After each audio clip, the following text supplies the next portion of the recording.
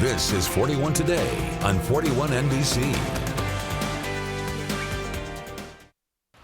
Welcome back. Georgia's Public Service Commission plays a key role in regulating energy, gas, and telecommunications, impacting what you pay on your monthly utility bills. Commissioner Tim Echols has held this seat since 2010, and now he's running for re-election, and he's joining me in studio to talk about his plans and his vision. Welcome to the show. How are you? Hey, great to be back to Macon. Yeah, of course. So let's talk about this, right? Georgia ranks among the top states for solar energy, but many residents are also concerned about rising utility bills. How do you plan to balance the growth of clean energy with keeping rates affordable for families and small businesses? Well, clean energy ain't free, that's for sure.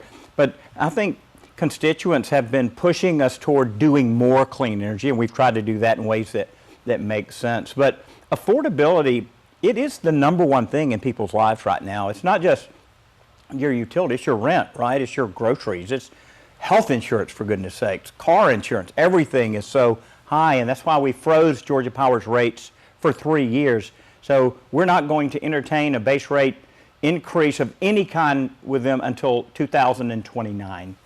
Gotcha. Okay. And so you have described yourself as a watchdog for Georgia families, right? What are some of the biggest challenges in holding major utilities accountable? And can you give us an example of a time where you had to make a tough call that went against the thing?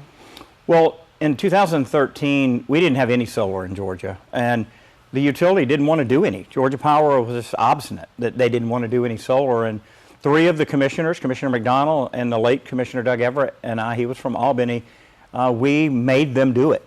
And our theory was, look, they're going to learn. They're going to get better at this. They'll eventually make money at it. And sure enough, they did. And now Georgia's 7th in the nation. You can go to Twiggs County, go to Taylor County, right around middle Georgia area, and you can see some of those big arrays that aren't subsidized, by the way. Those are arrays that are actually cheaper than coal. So I think the challenge of affordability, though, is going to continue because things are just so expensive in people's lives. And for the utility, think about it. It takes 4 men or women working on a truck, a very fancy truck, to put up 1 broken power pole. And when Helene came through Georgia, we lost 12,000 power poles. That's a lot of labor. That's a lot of, I mean, they've got benefits. They've got insurance. They've got pensions. All that's being paid through that utility. And so just the labor alone running Georgia Power is substantial. But think about Plant Shear just up the road, the solar arrays, the nuclear plant that we have. It is just not cheap to run a power grid. It is the biggest machine in the state of Georgia, and that's why we want to make sure we've got people running it that know what they're doing. Okay. And lastly, let's talk about trade jobs. You are supporting trade jobs and the importance of unions in energy development. How do you see the PSC's role in making sure that Georgia's energy transition doesn't leave skilled workers behind? I think we just have to keep building plants. It makes sense that we build some more nuclear plants in the future if we can get the right deal. I think we're going to build 5 combined cycle gas plants.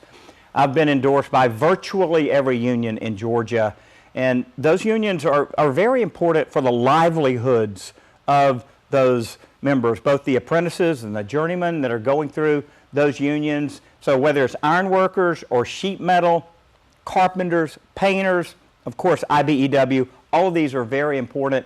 They are the backbone of our workforce.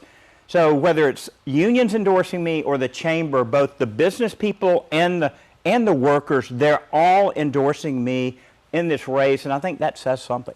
Okay. And last but not least, can you talk about how you think that this position can do a better job of increasing transparency and public trust?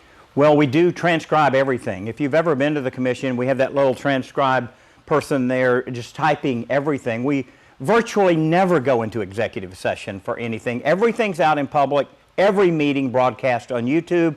Just Google YouTube, Georgia Public Service Commission, and you can see it. I have a radio show that's been running for 5 years where I talk about everything that we do. I feel like transparency is good to go. That's not an area where we need improvement. Where we really need to make headway is just continuing to help people to save money on their power bill.